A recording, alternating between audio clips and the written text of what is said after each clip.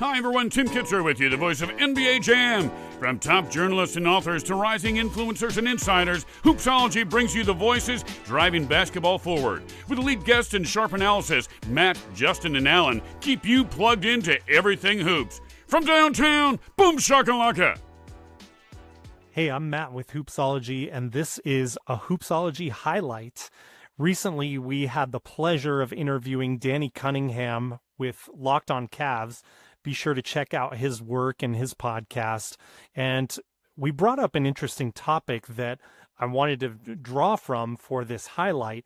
And we got into a discussion about, everyone is talking about LeBron as the GOAT. Where does he rank? Those types of things. But I was curious specifically with what is LeBron's standing and relationship? What is the perception of LeBron in Cleveland in the year 2025? Take a look at what Danny had to say. It's complicated. And I think it will always be a little complicated because there is a large section of the fan. And I don't ever want to tell somebody how to be a fan, right? You've got your feelings, man, and you're allowed to feel how you feel. So I can't say that. I don't necessarily understand the people that dislike LeBron in Cleveland that are Cavs fans. Was there drama when LeBron was in town? Yeah, there was. Was it worth it? Absolutely. The city of Cleveland since 1964 has won one championship, and it is because of LeBron James. And I don't want to say it's only because of LeBron James, but it is mostly because of LeBron James. And I think that there will always be that appreciation there. I think the fact that over the past couple of years, maybe a second return to Cleveland has been rumored, might not be the best thing for this fan base because I do think it's a very divisive topic, especially with where LeBron is at in his career and the fact that for the past few years, the Cavs have been a better team than the Lakers have been over the past couple of years. I know it's not that way currently in the standings, but for the past few years, it has been that way.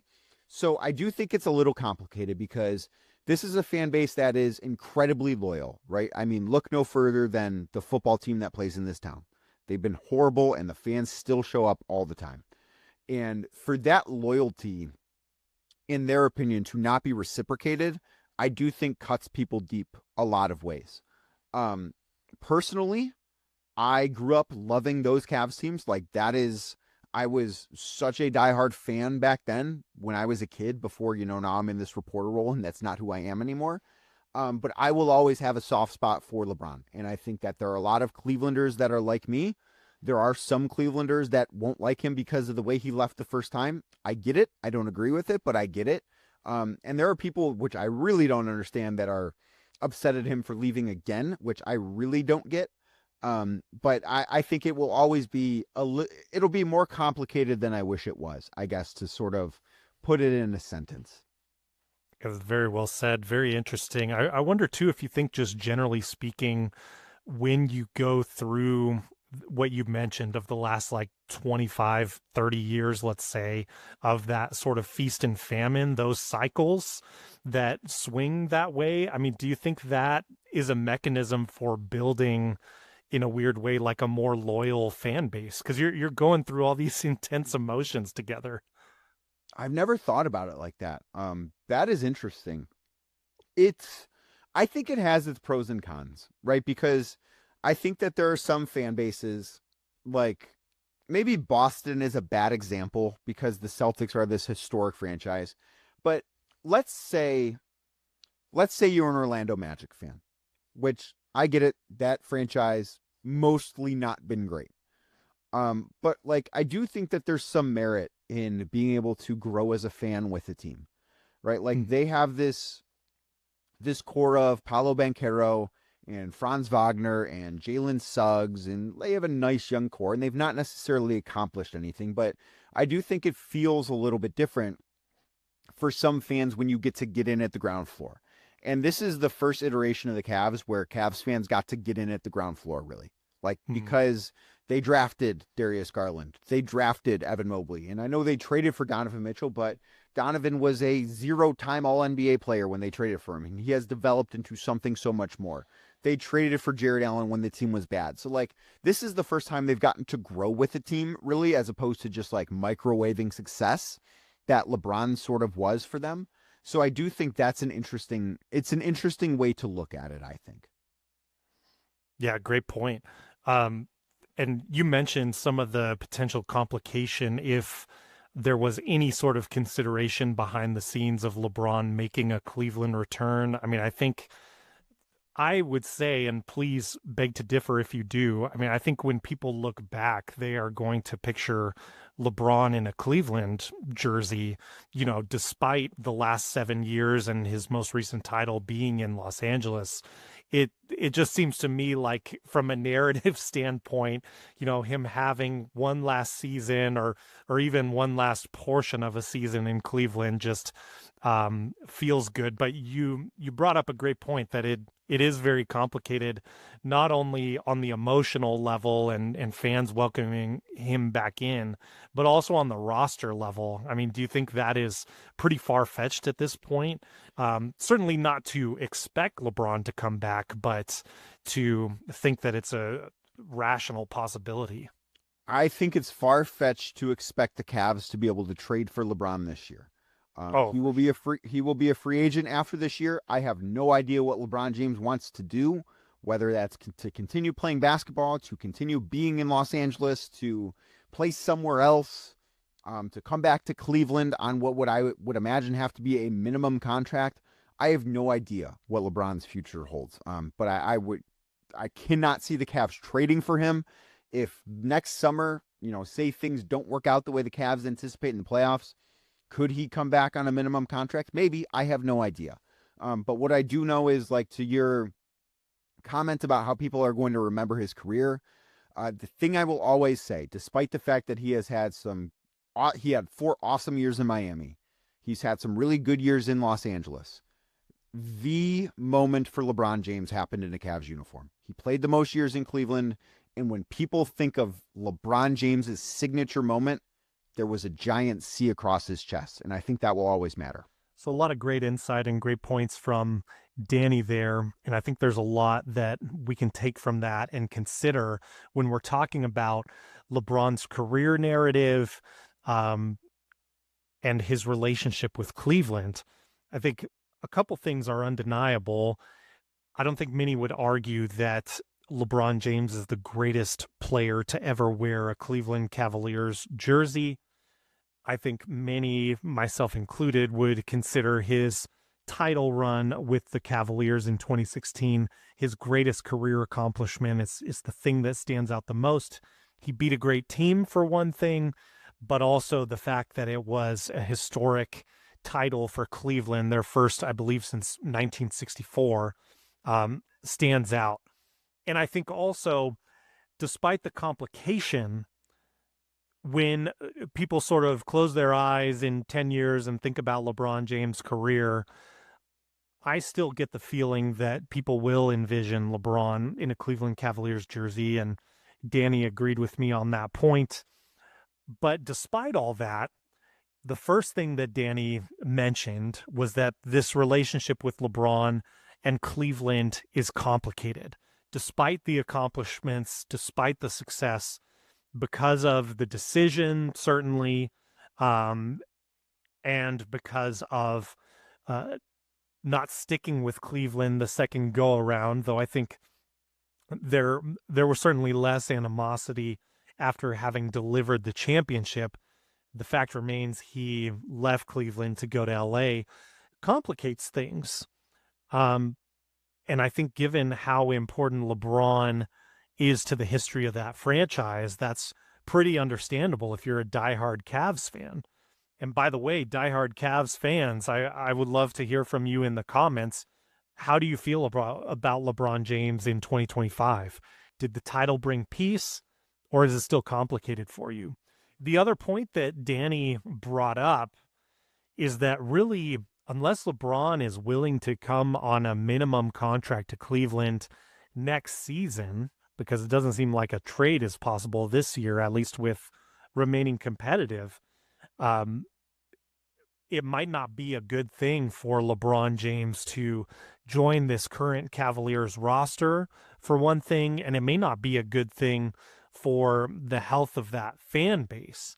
Now, ultimately, as fans, you just kind of roll with it when your team makes decisions, and we'll see if LeBron does want sort of storybook sort of narrative and a retirement tour in Cleveland. I'd be curious your all's thoughts if you're in that Cleveland area, or if you're a Cavs fan, if you want LeBron James for another year. That's just something that I think media would like to see that and would drool over it, but I wonder if you in Cleveland actually would like to see that happen, or just kind of let's keep turning the page from the LeBron James chapter of this franchise. But I think if you compare LeBron with his peers and his generation, early on, Shaq was finishing out his career. You all know he played with LeBron for a stretch there in Cleveland, but his relationship with Orlando perhaps was a little bit controversial when he left. Certainly, it was not to the level of the decision at that time, and that may be the impact of media at the time. But if you look at kind of more players that played more years alongside LeBron in the league, I think the other player that's obvious to look at would be Kevin Durant. The way he left OKC, we've talked about it on the show.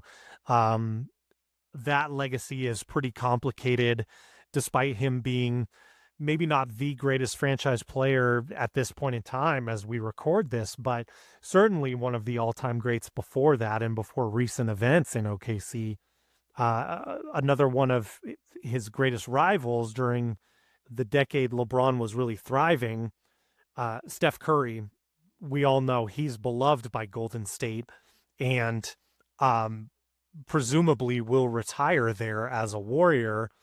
And I think even if he did decide to leave at the end of his career, there's not going to be this animosity that there has been in the past towards LeBron and KD leaving their origin franchises. And I do wonder, when we look at LeBron as like a top 5 all-time player, many would argue, and a lot of people throw him up into that GOAT conversation. This is something that's unique to him as one of those all-time ranking greats of the game.